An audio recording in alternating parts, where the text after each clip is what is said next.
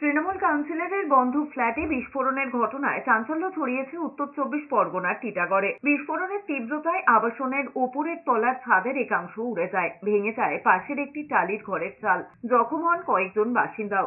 জানা গিয়েছে, টিটাগড় বাজারের পাশে জনবহুল এলাকায় রয়েছে তৃণমূল কাউন্সিলর আরমান মণ্ডলের ওই ফ্ল্যাটটি। সোমবার সকাল 6:30 নাগাদ হঠাৎ ওই ফ্ল্যাটের 5 তলা থেকে বিস্ফোরণের শব্দ শোনা যায়। কালো ধোঁয়ায় ঢেকে যায় চারপাশ। আবাসনের প্রমোটারের দাবি, ফ্ল্যাটটি জবরদখল করে রেখেছিলেন কাউন্সিলর। যদিও এই অভিযোগ মানেননি আরমান। তার দাবি, তাকে ফাঁসানো হচ্ছে। আমরা তো ঘুমিয়েছিলাম, 6:30 সময় হয়েছে এটা নষ্ট হয়ে গেছে। তারপরে সব উঠলাম আমরা, ভাগাভাগি পুরো পাঁচিলগুলো সব পড়ে গেছে এখানে। তারপরে কিছুক্ষণ পরে সব শান্ত হয়ে গেছে।